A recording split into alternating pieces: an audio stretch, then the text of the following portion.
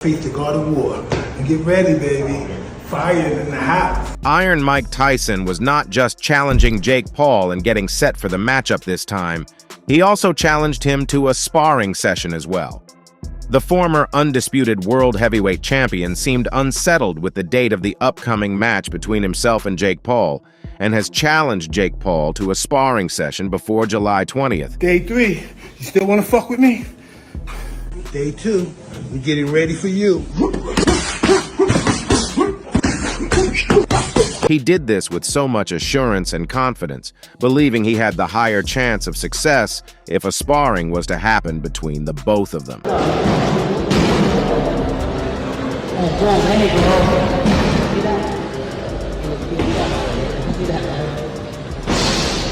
Let's see what Tyson has in store.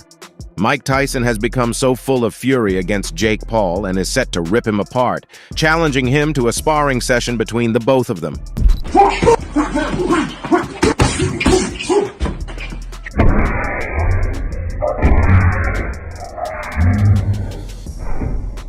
This time around, Iron Mike hasn't just stopped at his training sessions and warnings to Jake Paul. He has gone ahead to challenge Jake Paul to a sparring session that will be televised live. Moreso, it has come with a death threat, making many wonder what the matchup would look like if the sparring session was going to be a slaughter ground.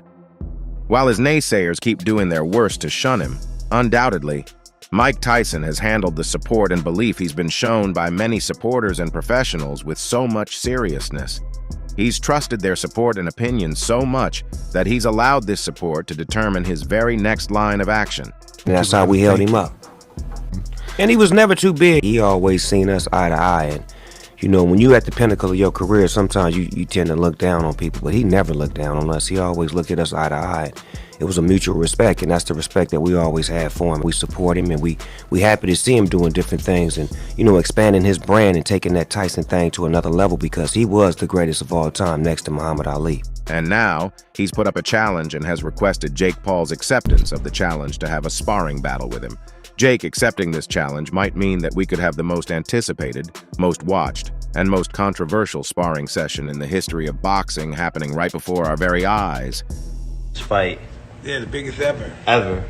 It's on pace to be the biggest fight ever. Yes, and we're involved. We're involved, right? We're involved. All those big shots, all the biggest athletes in the world. Tyson looked to be fed up of playing social media games. He looked set for something more realistic and serious. In the video where he challenged Jake Paul, Tyson was initially seen saying, "So much forgetfulness from many people, but I know what my aim is. My aim is to lay Jake Paul's heavy back on the floor. And when I do the right thing, the fake comparison will stop. An older version of me that fights doesn't mean you should carelessly ignore the legend you once saw. I need Jake Paul as a tool to remind y'all of many things, and I want it before the matchup." Tyson was letting the cat out of the bag gradually. He then continued, "I see many reactions to my training sessions. Some say it's real, some are wowed, some say it's edited, it's scripted, and all these things. What you saw right there is a 57-year-old Mike Tyson doing what he does best. What would you have done if I showed you my training in my 20s? This is basic training, and it's because of how old I've become. I'm old, and I think so much that people think it's fake. Don't you get that?" Tyson then gave a nonchalant response to everyone who doubted his abilities. He claimed it was his regular practice to always move away when he sensed discouragement, doing this severally to even his close allies. "I don't really bother about those who doubt me. If you know me, I don't care about those who talk me down. Yeah, you may be right. You sometimes need to listen, but I don't care. Once I sense discouragement, I fly. I did this to many of my friends. I don't hate them, but I just don't need their energy for that matchup, and I do this a lot. So with this, I may try as well." Remarkably, several boxing professionals who claim to have a decent relationship have been most fearful about this. The likes of Dana White, Oscar De La Hoya, and a few others felt devastated by the news of a match that could do so much damage to their favorite athlete. Excited to watch that shit, but now we're talking about a 27 years old that might be killing an old man. But Tyson dropped a more controversial statement, saying he was making a new move this time, and more than ever, his major motivation going into the match are his naysayers. "But I can't do that anymore. I understand some genuinely have fears for me, so I won't avoid them. I'd stay right in everyone's face, both encouraging and discouraged, and doing what I'm doing. I find them all as encouragement. Those who believe motivate me because I have to repay their faith. Those who don't believe motivate me too, because I have to prove them wrong. Closing his statements, he sent words directly at Jake Paul and ended by inviting him for a sparring session. And as for Jake Paul, I'm not blind to your statements on my sessions. You want to know if they're real or not? Come along, come see for yourself, and if you don't want that, then let's meet in a sparring session. I know you don't believe what I do. You think it's fake and playful, but I want you to feel the heat. I want you to be swallowed up in. I challenge you to a sparring session and we'd put it up live. I want them to see the lies I've been putting up in my trainings. I need you to help me tell them the truth if you survive. Tyson had this message to pass to his supporters, Jake Paul and his doubters as well. It was an all-encompassing message that came after he dropped his most recent training footage, alongside a message for Jake Paul, where he was seen saying, "Be ready, baby, fire is in the house."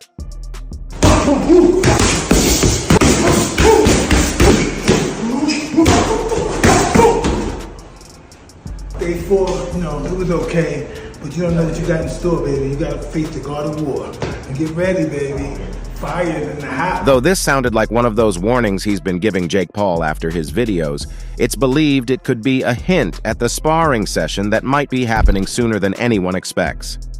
One fan, having enjoyed and felt the energy of Tyson's training session, said, "If Tyson doesn't win, then it will be fixed."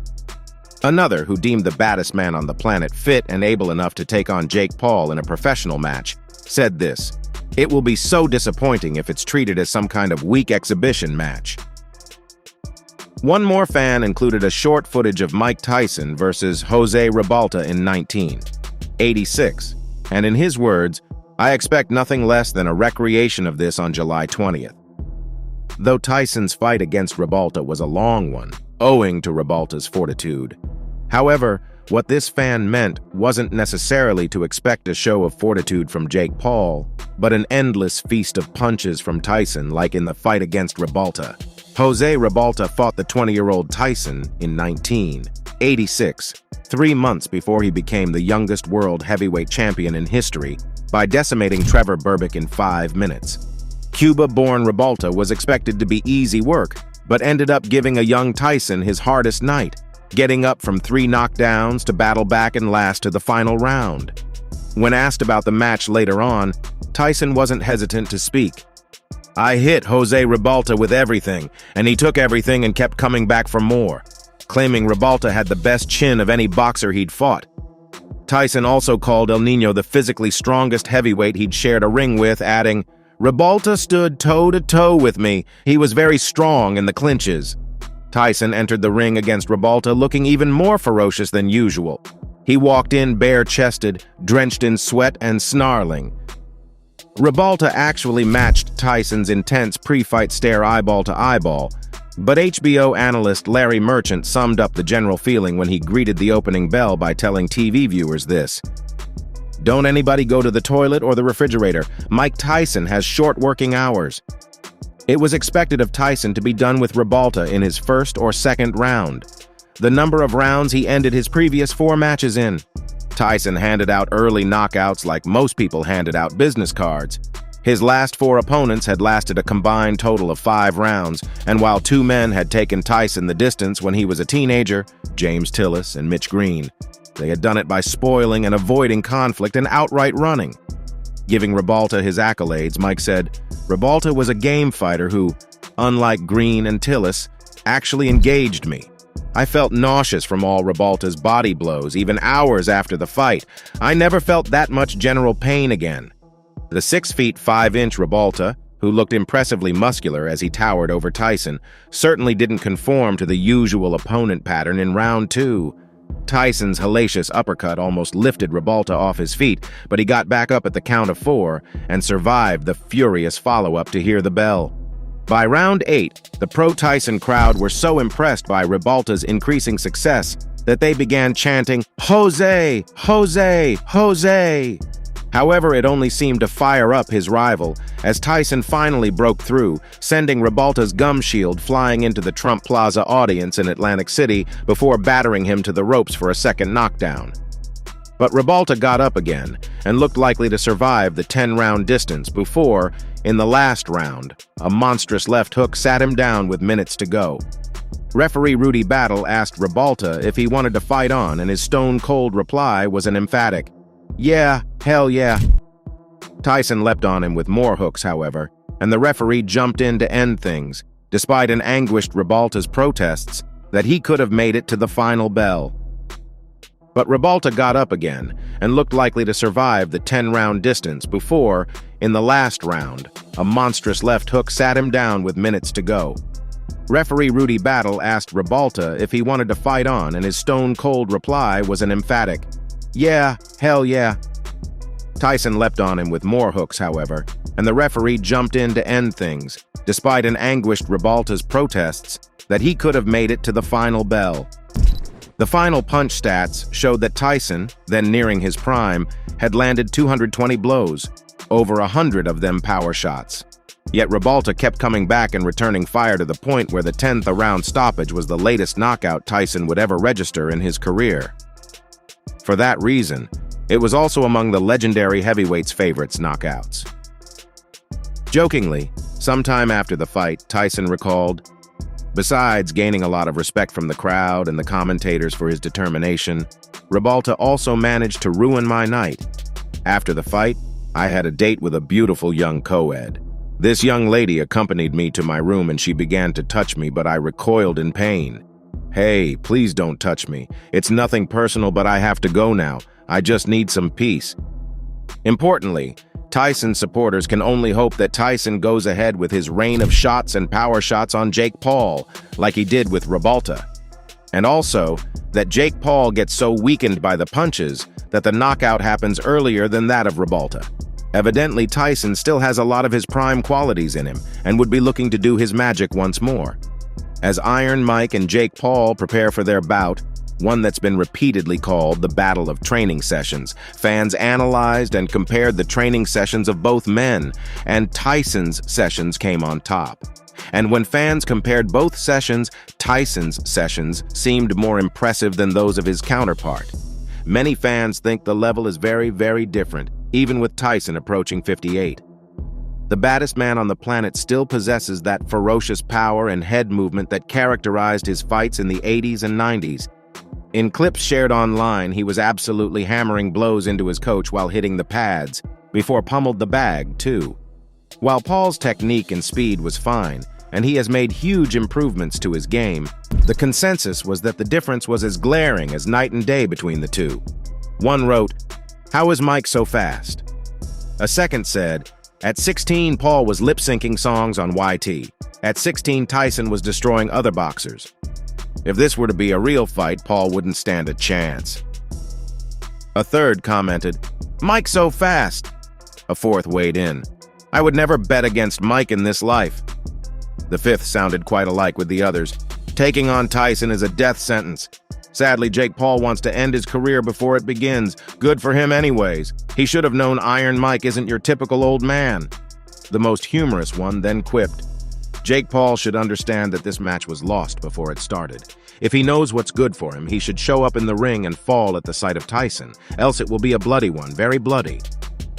While it might be true that the support of his fans had been getting into Tyson's head, he had more reasons to provocatively put up a challenge for a sparring session against Jake Paul. Though the baddest man on the planet had the baddest fans on the planet by his side, he didn't see enough reason to request a sparring. But after Jake Paul's uncouth reactions to Tyson's videos, he's made this strange decision. Beyond allowing their support to get into his head, one could take into consideration that this isn't the first time Mike Tyson has seen the whole world back him or go against him in a matchup. But what's more different about this would possibly be the reaction of Jake Paul to his training sessions and footage. Jake Paul had given the most baffling and provocative responses to Mike Tyson's training sessions so far. And this could be the most significant and decisive factor that motivated Tyson into requesting a sparring challenge. Sadly, Jake Paul hasn't been on this alone. Several other boxing professionals and supporters have wasted no opportunity to fire shots at Tyson as to why he's heading willingly into a match where he can get killed by his opponent on the day. One boxing fan attacked Tyson, claiming Tyson had worked on his videos like some others have equally claimed. This fan felt Tyson's videos were all made in one day, but for the sake of creating such an intense atmosphere, they've been edited and posted like they were on different days. We know you, Cap Bro. You are on bed rest. You shot these workout videos in one day and just posted them day to day. Jake Paul by unanimous decision. Another fan fired. You should be a grandpa already, taking care of your grandkids. Heard it's a professional bout, I don't know what to expect for you. But Jake Paul isn't as useless as y'all think. This man with a walking stick is too old for this. Also, in one of Jake Paul's responses, he was seen handing warnings in return to Mike Tyson. He said, "Man, this is no Roy Jones Jr. fight. This is Logan Paul. I don't just want to end your legacy, I want to end you, man. I'm not in for no child's play. I won't take on an old man without planning some to quench his thirst for defeat. The last time you experienced a defeat was like 20 years ago, come July 20th, and trust me to give you 3 defeats in one night." These kind of comments are scathing and injurious to anyone's ego and reputation, especially to a man who's been on top of the world. Tyson has been pushed beyond the cliff, and he has returned to request a sparring session against the problem child. Should Jake Paul accept his request, it would be a very dramatic one because of Mike Tyson's experience and history in sparring sessions. When it comes to sparring sessions, Mike Tyson is no slouch. The tales of Tyson's sparring battles are legendary tales. He left many a fighter in tears up in the Catskill Mountains of New York. Even as a teenager, Mike Tyson was a terrifying prospect with the propensity and ferocity to intimidate grown men. He had a fierce reputation in his sparring sessions. Under the watchful eye of legendary trainer and father figure Cus D'Amato, Tyson wreaked havoc on the limbs and bones of his sparring partners before embracing them. Despite the vitriol and spite he seemed to expel inside the ring, there was never malice in camp with Tyson. However, footage from his days as a teenager would go some way to disproving that theory. Once, videos of a 17-year-old Tyson sparring undefeated contender Jimmy Clark without any headgear went viral. Despite his tender years, Iron Mike was still able to deliver venomous shots to the far more experienced and mature Clark, thanks to advice from D'Amato. Former trainer Jeff Fenech insisted some time ago that Tyson would beat all of the top heavyweights of the modern era. There's massive hope that this bold statement of Fenech begins with a mind-blowing victory against Jake Paul on July 20th. There would certainly be no fear displayed from the youngest heavyweight champion in history, who admitted the only man to strike terror into him was D'Amato. Talking about D'Amato, Tyson said, "If he called me Mike, I need to talk to you. I didn't feel good going over to him." That's when he'd start giving me his detailed criticisms of my fights. Despite revering D'Amato to almost reaching levels of anxiety, Tyson credits his former legal guardian with unlocking his savage punching power. Talking about his punching power, he said, "I think I was born that way. But I developed my knockout ability through Cus D'Amato, telling me repetitiously over and over again to do this movement and to punch with this type of bad intentions. And just to have ferociousness and mean intentions whenever you throw punches and stuff, and try and punch through your opponent, not at him. It was some nasty stuff that I would never tell my kids to do." Tyson has learnt, he has practiced, and he's willing to do more. Jake Paul's reaction is expected after this. However, while a positive response from him would see supporters catch a better glimpse of the winning chances of both fighters in a sparring battle, a negative response from Jake Paul means the boxing world has to wait till July 20th to assess the abilities of both fighters. Until then, you can focus on the build-up and the dramas surrounding the training sessions. Thank you for sticking around till the end of this video. Kindly hit the like button if you enjoyed watching this video. Ensure you subscribe and turn on notifications to keep getting the best updates and news from the world of boxing. Until next time, peace out.